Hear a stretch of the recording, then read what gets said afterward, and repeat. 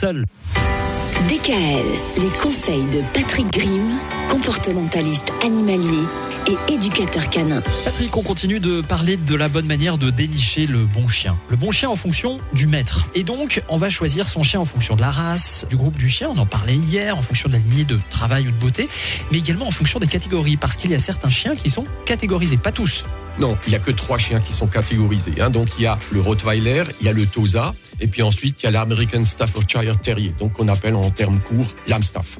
Donc, ce sont des chiens qui ont été catégorisés au niveau de la loi. Ils doivent subir certains examens. Ça signifie que le propriétaire est obligé d'aller avec ce type de chien faire un test comportemental chez le vétérinaire pour voir si ce chien est dangereux. Parce que on appelle ces chiens-là. Des attitudes agressives, en fait. Oui, c'est un peu ça. C'est-à-dire que est-ce qu'il est vraiment suffisamment sociable pour vivre avec l'humain ? D'accord. Donc, le test va consister à lui aussi le mettre dans un degré de dangerosité. Ça va de 1 à 4. Si vous avez un chien de niveau 4, normalement le chien est voué à l'euthanasie. Ça signifie que le vétérinaire va vous dire ce chien n'est pas apte à vivre en société, il est trop dangereux et donc il faut l'euthanasier. Ensuite, la plupart du temps, les chiens catégorisés sont mis au niveau 2 pour des raisons toutes simples, c'est-à-dire que si vous habitez avec un Rottweiler près d'une école, pour que le vétérinaire puisse se couvrir un peu aussi, il va le mettre en niveau 2, il va pas dire qu'il n'est pas dangereux du tout, parce qu'il peut toujours y avoir un pépin si jamais un gamin met la main à travers le grillage et que ce Rottweiler se trouve derrière le grillage. Mais ça veut dire quoi ? Avoir un chien en niveau 2, ça veut dire qu'on a des obligations ? Par exemple, lui mettre une muselière quand on sort près d'une école ? Alors effectivement, on doit se plier à la législation.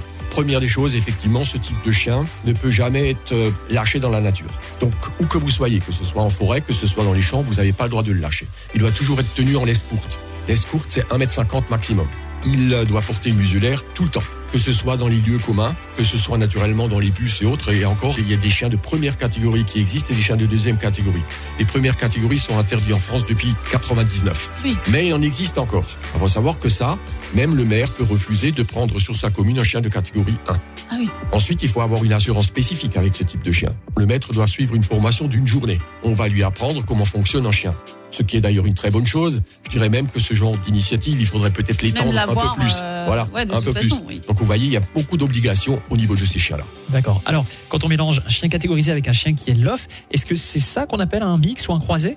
Non, pas du tout, non. C'est-à-dire que les croisés, c'est de chiens de 2 races différentes. Par exemple, on obtient un chien qu'on appelle soit les corneaux, soit les bâtards. Ouais. Et ces chiens-là, il faut savoir que souvent, ces chiens-là vivent plus longtemps que les autres. C'est vrai. Parce que, au niveau de la consanguinité, ils sont moins consanguins que les autres. Étant donné qu'on a mixé des chiens qui n'ont rien à voir les uns avec les autres. Ah oui, parce que la consanguinité, c'est sûr que c'est pas top d'habitude.